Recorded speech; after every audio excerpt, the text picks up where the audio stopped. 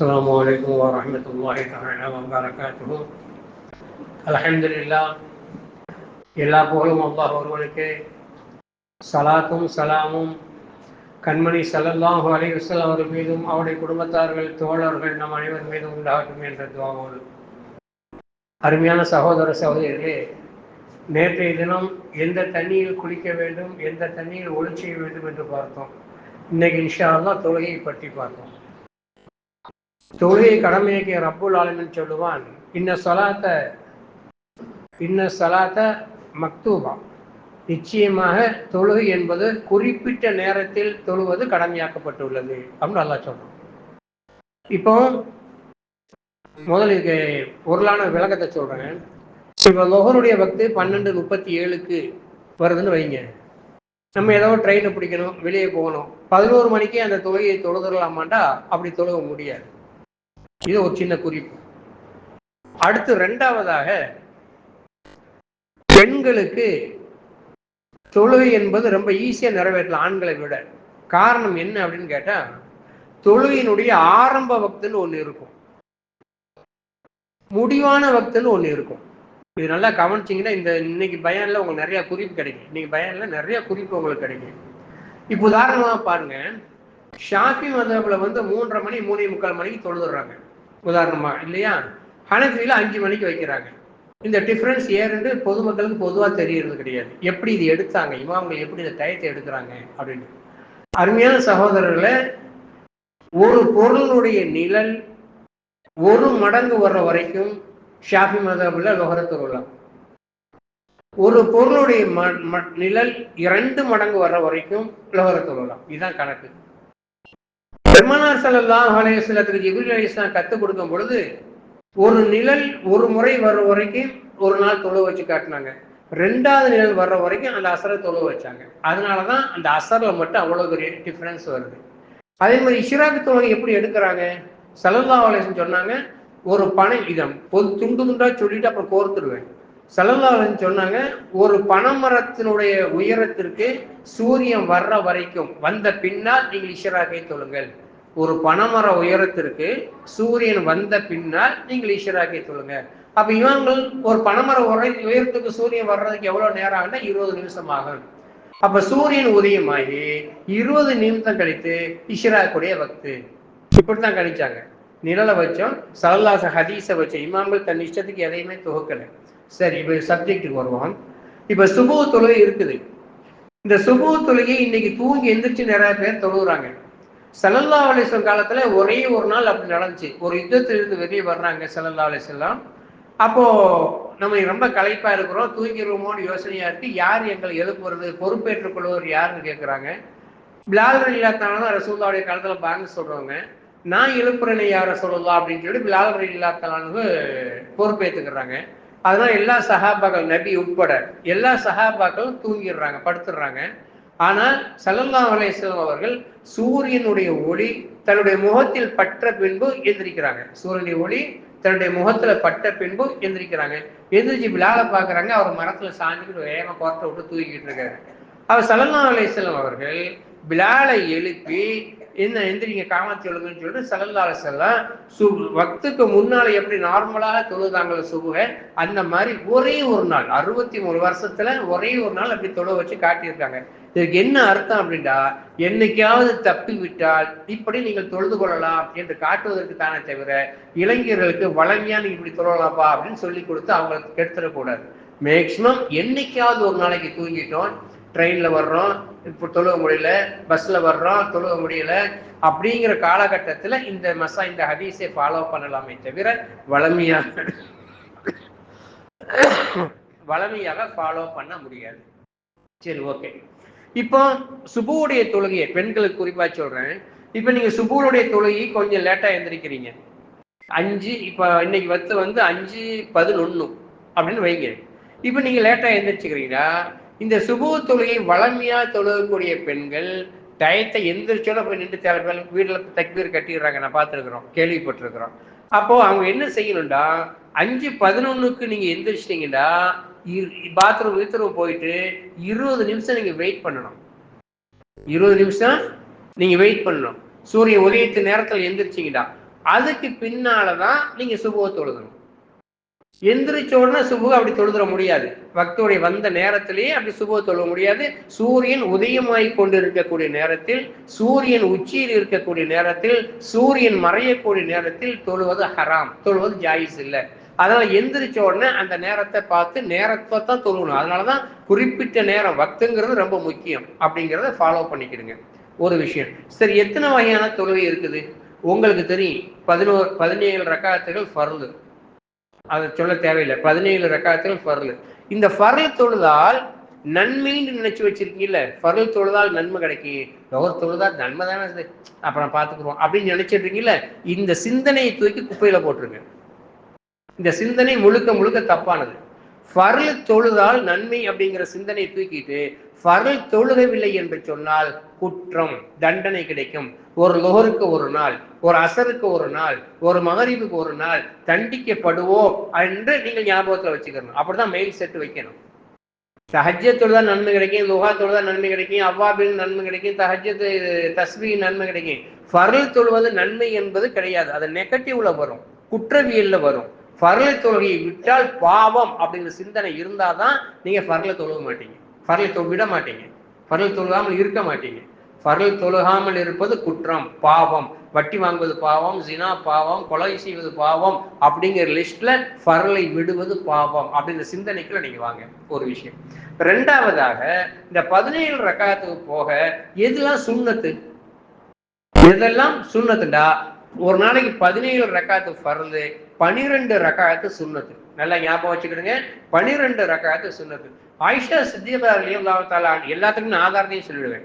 ஆயிஷா சித்திகா ரலியல்லாஹு தஆலா அறிவிக்கிறாங்க, அல்லாஹ்வுடைய ரசூல் சொல்ல நான் கேட்டேன், எவர் ஒரு மனிதர் தினமும் 12 ரக்காத்துகள் தொழுகிறாரோ அவருக்கு தங்கத்தால் ஆன மாளிகை அல்லாஹ் கொடுப்பான் என்று அல்லாஹ்வுடைய ரசூல் சொல்ல நான் கேட்டேன். யார் சொல்றா?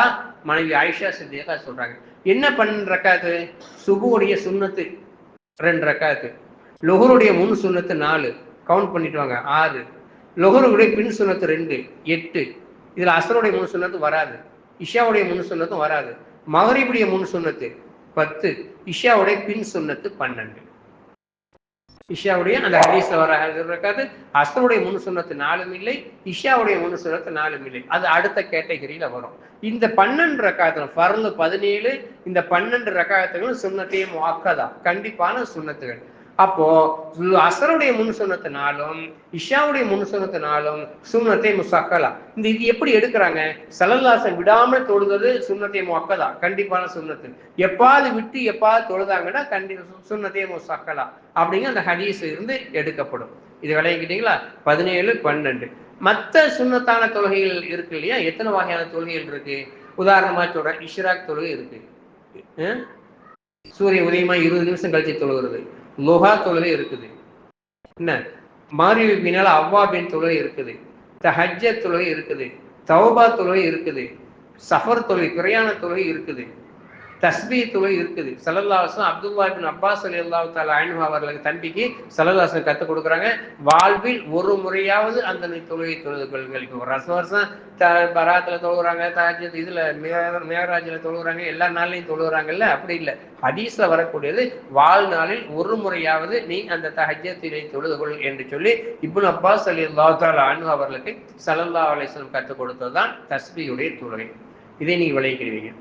சுன்னத்துக்கும் ஃபர்லுக்கும் மத்தியில வாஜிப் என்ற ஒரு கேட்டகரி இருக்கு. வாஜிப், இந்த வாஜிப் அப்படின்னு சொல்லி சொன்னால் ஃபர்லுக்கு அடுத்தபடியாக நாம் கடைபிடிக்க வேண்டியது. வித்ர் தொழுகை 3 ரக்காத் தொழுகிறோம் இல்லையா, அந்த வாஜிபான தொழுகை நாம் பிரயாணத்துல வளமையா அது தொழுதுட்டு வரணும். சுன்னத் தொழுகிறீங்களோ இல்லையா, வித்ர் வாஜிபை தொழுகணும். கலாவா தொழுகிறவங்களும் வித்ர் வாஜிபை தொழுகணும். சரி, வித்ர் வாஜிபை பிரயாண நேரங்கள்ல நான் ஒரு டிப்ஸ் தர்றேன். பிரயாண நேரங்கள்ல வித்ர் வாஜிபை விடக்கூடாதுங்கிறதுக்காக இமாம்கள் ஒரே ஒரு ரக்காயத்தையாவது வித்ர் தொழுகிறாங்க. ஒரு தடவை வித்ர் தொழுவது கூடும். எப்பாவது பிரயாணத்துல ட்ரெயின் மூவ் ஆயிடுது போயிடுது அப்படின்னு சொல்லிட்டுன்னா அவசர அவசரமா ஒரு ரக்காத்து வித்ர தொழுதுட்டு போயிடணும். ஒரு ரக்காத்து வித்திர தொழுது போயிடலாம். ஆனா வித்திரம் விடக்கூடாது. ஏண்டா அது ஃபர்லுக்கு அடுத்த கேட்டகரியில வாஜிப் என்ற அந்தஸ்துல இருக்கு அப்படிங்கிறதையும் நம்ம விளங்கி கொள்ளணும். தௌபா தொழுகை மற்ற நஃபிலான தொழுகைகள், சுன்னத்தான தொழுகைகள் எதுக்குமே நல்லா இப்போ நான் சொல்றதை கவனிங்க. நீங்க நீயத்து பண்ணக்கூடிய நேரத்துல எந்த வக்துல சுன்னத்து ஃபர்லு எல்லாம் கலந்துருக்குதோ, லொஹரு முன்சுனத்தை தொழுகிறேன், பின் சுன்னத் தொழுகிறேன்னு சொல்றான். லுஹாவில் போயிட்டு சுன்னத்தான லுஹாவை தொழுகிறேன்னு சொல்ல தேவையில்லை. லுஹா தொழுகாவே தொழுகிறேன், இஷ்ராக்கை தொழுகிறேன், தஹஜ்ஜத்தை தொழுகிறேன், தஸ்பிஹை தொழுகிறேன், இஸ்திகாராவை தொழுகிறேன். இப்படித்தான் பண்ணணும், இப்படித்தான் தொழுகணுமே தவிர அதுல போயிட்டு நீங்க நஃபிலு வாஜிபுன்னு குறிப்பிட வேண்டிய அவசியம் கிடையாது. அதாவது மலக்குகள் பாத்துக்கிறாங்க, அந்த கேட்டகரி அல்லாஹ்வுக்கு தெரியும், அவன் பாத்துக்கிடுவான். எந்த வக்துல சுன்னத்து முன் சுன்னத்து பின் சுன்னத்துன்னு இருக்கு அப்ப அதுல குறிப்பிடணும். லுஹாவுல முன் சுன்னத்து பின் சுன்னத்து இல்ல, தஹஜ்ஜத்துல முன் சுன்னத்து பின் சுன்னத்து கிடையாது, இஷ்ராக்குல முன் சுன்னத்து பின் சுன்னத்து கிடையாது, அவ்வாபின்ல கிடையாது. இப்படிப்பட்ட தொழுகை எல்லாம் மொத்தையாக நியத்து பண்ண போதும். அவ்வாபின் தொழுகை 2 ரக்காத்தை கிப்லாவை முன்னாக்கி அல்லாஹ்வுக்காக தொழுகிறேன், அவ்வளவுதான். இந்த நியத்து பண்ணால் போதும். இதை நிறைய பேர் ஃபாலோ பண்றது கிடையாது. அடுத்து இன்னொரு முக்கியமான விஷயம் என்ன என்றால், சில சகோதரர்கள் இதே பள்ளியில் இப்ப நான் பார்த்தேன், இஷாவுக்கு லேட்டா வந்து இமாமை பின்பற்றி தராவீகத்து நடந்துட்டு இருக்கும் பொழுது இமாமை பின்பற்றி இஷாவை தொழுகிறாங்க. இவர் 2 ரக்காத்தை சலான் கொடுத்த பின்னால அவங்க எந்திரிச்சு திரும்ப 2 ரக்காத்தை தொழுகிறாங்க. இது ஃபுல் ராங், இது ஃபுல் ராங். அப்படி தொழுகக்கூடாது. சுன்னத் தொழுகிறவர்களை ஃபாலோ பண்ணி ஃபர்லை தொழுக முடியாது, ஃபர்ல் தொழுகிறவர்களை ஃபாலோ பண்ணி சுன்னத்து தொழலாம். இப்ப அசரம் 4 மணிக்கு செம்புதாசுல தொழுதுட்டீங்க, இங்க 5 மணிக்கு வர்றீங்க, ஜமாத்து நடந்துட்டு இருக்கு, சேர்ந்துக்கிடலாம், சேர்ந்து தொழுகலாம். அது ஃபர்லு. ஏதாவது ஒரு ஃபர்லு நஃபிலா போயிடும், ஒரு ஃபர்லா சேர்ந்துக்கிறோம். ஆனா சுன்னத்து தொழுகிறவங்களை ஃபாலோ பண்ணி ஃபர்ல தொழுகக்கூடாது. நீங்க தனியா தான் அந்த 4 ரக்காத் தொழுதுட்டு அதுக்கு பின்னாலதான் வந்து நீங்க தராவிகள் சேர்ந்துக்கணும். திரும்பவும் நான் சொல்றேன், மெயின் செட் பண்ணி வச்சுக்கிடுங்க. நீங்க 200 ரக்காத் இரவு ஃபுல்லோ தொழுகிறதும் சரி, 4 ரக்காத் இஷா தொழுகிறதும் சரி, 200 ரக்காத் தொழுகிறீங்க, அதை விட இந்த 4 ரக்காத் தான் தூக்கிட்டு போயிடும். இந்த 4 ரக்காத் தொழுவாட்டா குற்றம். அந்த 200 ரக்காத் தொழுவாட்டா ஏன்டா தொழுகை நல்லா கேட்க மாட்டான். இதை மெயின்ல வச்சுக்கிடுங்க, இதை மெயின்ல வச்சுக்கிடுங்க. அதனால ஃபர்லுக்கு உள்ள அந்தஸ்து மிகப்பெரிய அந்தஸ்து அப்படிங்கிறத விளைவிக்கிறீங்க. புரிஞ்சுச்சா? இப்ப சஃபர் தொழுகை இருக்கு. அந்த சஃபர் தொழுகையில வந்து நீங்க போறதுக்கு முன்னால சஃபர் தொழுகை 2 ரக்காத் தொழுகிறீங்க, எல்லாம் இந்த தொழுகையுடைய பரக்கத்தான் எனக்கு பாதுகாப்பித்தான். ஏன்னா சஃபர் தொழுது பழகணும். ஏன் நம்ம நல்லா வண்டி ஓட்டுவோம், ஆனா எதிர்த்து வர்ற ஷைத்தான்கள் நல்லா வருவாங்களான்னு சொல்ல தெரியாது. இந்த தொழுகை தான் அந்த பாதுகாப்பை தரும். அதனால முடிஞ்ச அளவு சஃபர் தொழுகையை தொழுதுட்டு வெளியேறணும். எல்லாவற்றிற்கு மேலாக ஃபர்லுக்கு அடுத்தபடியான சிறந்தது தஹஜ்ஜத் தொழுகை. ஸல்லல்லாஹு அலைஹி வஸல்லத்துக்கு அல்லாஹ் ஃபர்ல் மாதிரி தஹஜ்ஜத் பி நாஃபிலத்தலக அஸா யப்ரஸக ரப்புக மகாம மஹமூதா. உயர்வான அந்தஸ்து உங்களுக்கு கிடைக்கும்டா நீங்க ஃபர்ல் தஹஜ்ஜத் தொழுகை தொழுங்க அப்படின்னு அல்லாஹ்வுடைய ரசூல் சொல்றான். சஃபர் தஹஜ்ஜத் தொழுகைக்கு ரிஸ்க்குக்கும் சம்பந்தம் இருக்கு, தஹஜ்ஜத் தொழுகைக்கும் கண்ணியத்திற்கும் சம்பந்தம் இருக்கு, தஹஜ்ஜத் தொழுகைக்கு நிம்மதிக்கு சம்பந்தம் இருக்கு. நல்லா ஞாபகம் வச்சுக்கோங்க. யாருல தஹஜ்ஜத் தொழுகிறாங்களோ அவங்கள சூனியம் பாதிக்காது, ஷைத்தானுடைய வஸ்வாசிகள் பாதிக்காது. இதெல்லாம் தஹஜ்ஜத் தொழுகைக்கு அல்லாஹ் கொடுத்துடக்கூடிய சிறப்பு. என்ன டைம், அந்த மாதிரி நேரம். உலகமே தூங்கும்போது நம்ம மட்டும் தக்பீர் கட்டிட்டு நிக்கிறோம் பாருங்க. அதனால அல்லாஹ் அதுக்கு நிறைய பாதுகாப்பு விஷயத்த தஹஜ்ஜத் தொழுகைக்கு அல்லாஹ் வச்சிருக்கிறான் அப்படிங்கிறத விளைவிக்கிறீங்க. அதனால இந்த தொழுகை சம்பந்தப்பட்ட விஷயத்துல இன்னும் நிறைய சொல்ல வேண்டியது இருக்கு. அடுத்து முக்கியமான விஷயம் சஜிதாவை நீட்டணும். ரபியான்னு ஒரு சஹாபி, பல தடவை சொல்றேன், ஆனா நீங்க அமலுக்குள்ள வரணுங்கிறதுக்காக சொல்றேன். ரபியான்னு ஒரு சஹாபி ஸல்லல்லாஹு அலைஹி வஸல்லம் மேல அளவு கடந்த பாசம், தஹஜ்ஜத்துக்கு வேலை செய்வார். இன்னைக்கு தான் கொஞ்சம் டைம் எடுப்பேன், ஏன்னா நாளைக்கு கூட பயணம் முடியுது. அந்த சஹாபி என்ன செஞ்சார், ரசூல் ஸல்லல்லாஹு அலைஹி வஸல்லத்திலே இருக்கும்போது நீ கல்யாணம் பண்றியான்னு கேட்டாங்க. பண்றேன், எனக்கு யாரும் ரசூலுல்லாஹ் பொண்ணு தருவா அப்படின்ட்டாங்க. ஸல்லல்லாஹு இந்த வீட்டில் போய் நீ பொண்ணு கேளு, நான் சொன்னேன்னு கேட்டாங்க. போனாரு, கட்டி வச்சுட்டாங்க. கல்யாணம் ரசூலுல்லாஹ் நடத்தி வச்சுட்டாங்க. அவருக்கு ஃபர்ஸ்ட் நைட்டு, முதல் நைட்டு ரசூலுல்லாஹ்ட்ட வந்தாரு. ஸல்லல்லாஹு அவர் கிளிக்குலைக்கு சொல்ற மாதிரி சொல்றாங்க, ரபியா இவ்வளவு நாள் நீங்க தஹஜ்ஜத் தண்ணி எடுத்து வச்சீங்க, செருப்பு பண்ணீங்க, ஹிதமத்லாம் பண்ணீங்க, இன்னைக்கு உங்களுக்குன்னு ஒருத்தி வந்துட்டா, பொண்ணு இருக்குது, அவளோட நீங்க இந்த நைட்டை கழிச்சிருங்க. நாளைக்கு இங்க நீங்க வரக்கூடாது, நைட்டுக்கு நீங்க இங்க வரக்கூடாது, அந்த பொண்டாட்டியோட நீங்க இருங்க அப்படின்னு ஸல்லல்லாஹு சொல்லி அனுப்புனாங்க. அவர் ஊழு தலையாட்டின்னு போனாரு. ஸல்லல்லாஹு தஹஜ்ஜத்துக்காக கதவை திறந்து வெளியே பாக்குறாங்க, ஆயிஷா அம்மா வீட்டுல அவர் தலையை வச்சு தூங்கிட்டு கிடக்கு.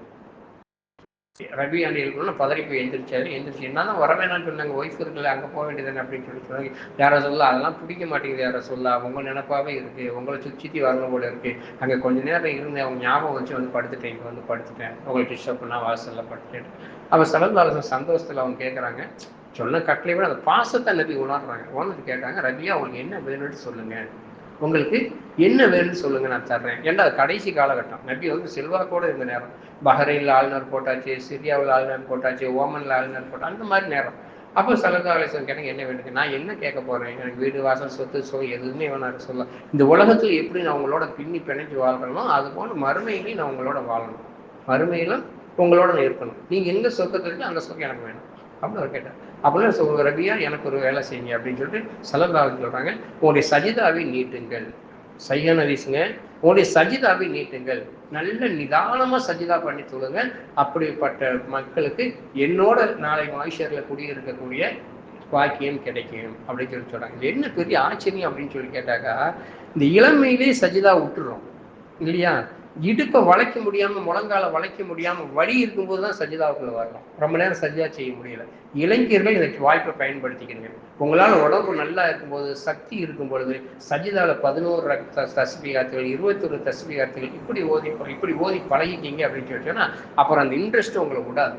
இளமையில் அப்படி ஓதி பழகிட்டீங்கன்னா அப்புறம் முதுமையானாலும் கால் வழியா கை வழியா உங்களுக்கான சஜிதா செய்ய முடியும். அதனால தொழுகைக்கு அல்லாஹ் முதலாக கேட்கப்படக்கூடிய கேள்வி தொழுதான்னு தான் கேட்பான். அடுத்ததாக முதலாக அல்லாஹ் தரக்கூடிய ரிஸ்க் சொர்க்கத்துல மீனுடைய ஈரல் இருக்குல்ல, கோழிக்கு ஈரல், ஆட்டுக்கு ஈரல் மாதிரி மீன் ஈரல் பார்த்துருக்கீங்களா? அந்த மீன் ஈரல் தான் நமக்கெல்லாம் முதல் உணவாக கிடைக்கும். இன்ஷா அல்லாஹ் சொர்க்கத்தில் சந்திப்போம். முதல் உணவாக நமக்கு அதுதான் கிடைக்கும். ஃபர்ஸ்ட் தொழுகை நிறைவேற்றினால் மட்டும்தான் அப்படிப்பட்ட பாக்கியத்தை அடைய முடியும். அல்லாஹ் ஜல்ல சுப்ஹானஹு வ தஆலா நம் அனைவருக்கும் அந்த பாக்கியத்தை தந்தர புரிவானாக. அஸ்ஸலாமு அலைக்கும்.